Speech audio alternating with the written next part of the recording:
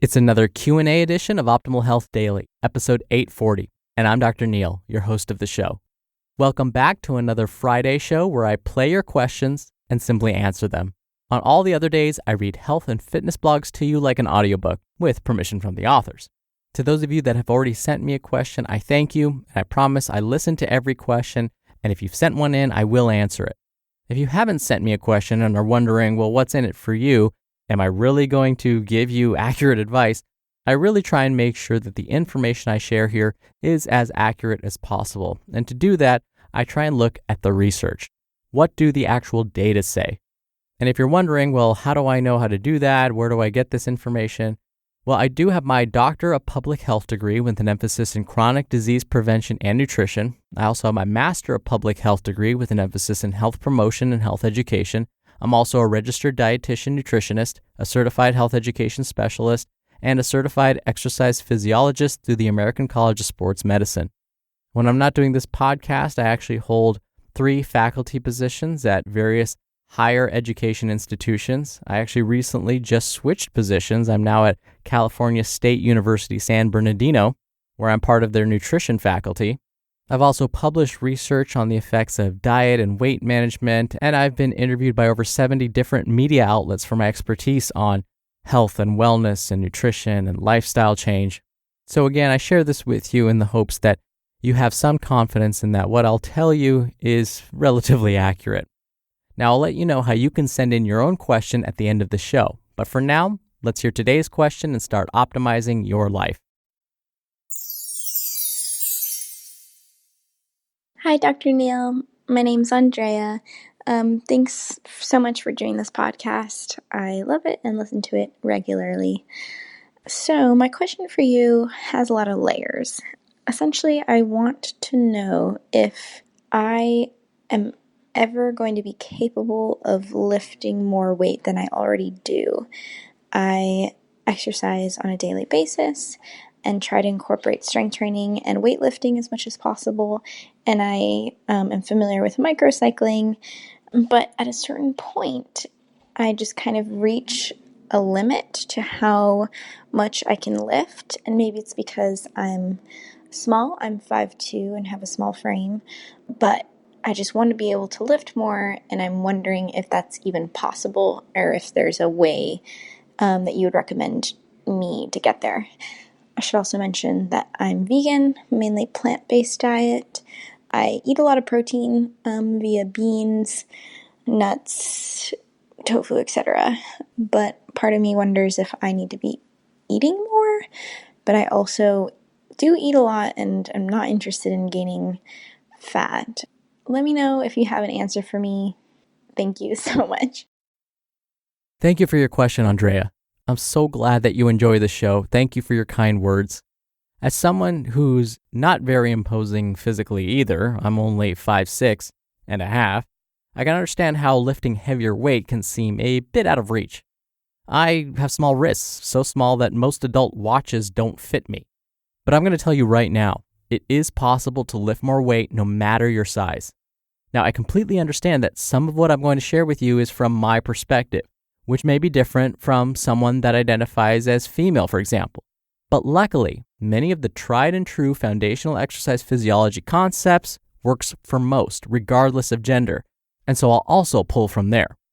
For the longest time, I was not able to do a single pull-up. I also couldn't seem to put on any mass on my biceps and forearms. My workout buddy would be adding weight like crazy to his biceps curls and brag about how tight his sleeves are getting. But it seemed no matter how hard I tried, I couldn't get my biceps and forearms to grow. You heard the saying, sun's out, guns out? Well, for me, if the sun was out, my biceps were tucked asleep, safely, into a long-sleeve shirt. Between my small biceps and already small shoulders, tank tops were not something I could comfortably sport. So, I was super jealous and frustrated. I started saying things like, well, I guess it's just not in my genes to have bigger arms. I even started eating more, thinking that was holding me back. Oh, how wrong I was. I ended up gaining 30 pounds and my arms still looked the same. Here was the problem. My buddy and I weren't training at the level my body needed. How did I know what my body needed? I didn't at the time. but I eventually found out by trying different routines, and I talked about this earlier this week. Back then, my workout buddy and I were using some of the workouts prescribed in Arnold Schwarzenegger's Encyclopedia of Modern Bodybuilding. Now, don't get me wrong, that book was very influential for me, and so much of what's written there rings true to this day. But looking back, I see that my buddy and I weren't lifting in a way to help stimulate my muscles to grow. Much of what we were doing called for 6 to 10 repetitions of a bunch of movements that targeted the biceps and forearms with 3-minute rests in between lifts. We'd spend over an hour in the gym working these muscles according to this routine, and I had nothing to show for it. So what I ended up doing is essentially starting over.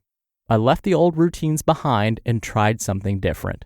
I finally gave in to some coworkers of mine that pushed me to try high-intensity volumetric training. Basically, you end up doing a bunch of movements at a lighter weight with very little rest in between. This new routine woke my body up. I didn't really notice anything at first, but I kept at it because I liked how I felt after this type of training. But soon, sure enough, my shirt sleeves did start to feel a little tighter. And as a bonus, my shoulders started to grow. So here's the point of my long, drawn-out story. Mix things up. But don't worry, I won't leave you hanging with just that. Andrea, you mentioned that you are consistent with your exercise and that you incorporate strength training into your routine. So it may be time to mix things up. Let me give you some more specifics. For those that are experienced, the American College of Sports Medicine says if you want to build more muscle, aim to lift 80 to 100% of your 1 repetition max. Lift this weight 1 up to 8 times when you go a little lighter with a 3 to 5 minute rest in between each set. Then repeat these lifts for 3 to 5 sets. Now the issue here is that you have to find out what your 1 repetition max is. That can be dangerous depending on the lift. I don't want to get injured, so I don't go for my 1 rep maxes very often. If you want to get to your 1 rep max, you basically have to continue adding more weight until you can't lift that weight anymore. You can see why this would be dangerous. But there is a workaround. The American College of Sports Medicine says an alternative is to lift a lighter weight, but for more reps. So instead of always trying to lift super heavy, incorporate higher repetitions, but at a lighter weight. So say you normally lift 15 pounds 8 times when you do biceps curls. So try decreasing the weight, like lifting, let's say, 10 pounds more times, let's say 25 reps. Then, at the very end, on that 25th repetition, if you make it that far, don't just drop the weight. Hold it in a flexed position for as long as you can. Then you can put the weight down. Repeat that 1 more time, then move on to a different exercise using that same structure. But you can't do that form of training forever. The muscles will adapt and therefore stop growing. And frankly, it's exhausting. So you can mix it up by throwing in some weeks where you do a 5x5. This I stole from Dan John, author of the book Never Let Go. A 5x5 means you choose a weight that you can only lift 5 times. So it's a little safer than picking a weight you can only lift 1 time. Then you perform 5 sets of those 5 repetitions. I've also found using pyramids works well for me. A pyramid, let's say we use the example of the biceps curls, would be you performing 10 reps, then 9 reps, then 8 reps, and so on, increasing the weight by a little bit as you decrease the number of reps. Try and rest only 30 seconds in between sets. If you perform these correctly, you would have completed 55 repetitions total of just biceps curls in this example. 10 reps plus 9 reps plus 8 reps, you get the idea, equals 55. But here's the thing. You can then go back down the pyramid by performing 1 rep at a heavy weight, then 2 at a slightly lighter weight, then 3 at a slightly lighter weight than before, and so on. You can also do a ladder. A ladder is the same concept, but you don't change the weight. So you'd perform 1 rep, then 2 reps, then 3 reps. You just keep the weight the same. And here again, you can rest 30 seconds in between sets. Using these types of training methods, and provided your form is perfect, you can lift more weight. I have met women who are under 5 feet 3 inches and can deadlift more than me. So please don't feel that your height or your frame is holding you back. As I mentioned, I am what many would classify as short with a small frame. But I can lift heavier than some guys that are over 6 feet tall. For you, Andrea, I wouldn't say you need to concern yourself with eating more. It sounds like you're pretty conscientious about your diet already. Instead, it's probably going to come down to trying something new and giving these new methods a real chance. Thank you again for the question, Andrea. You'll be entered into a very small raffle every month to win a book. And if you want to send in a question, come by oldpodcast.com/ask. Or you can do it the old-fashioned way and call in your question. The number is 61 I love OHD. Both methods are in this episode's description, which you can find at oldpodcast.com. All right, that'll do it for this week. Thank you for being here. Thank you for listening every day.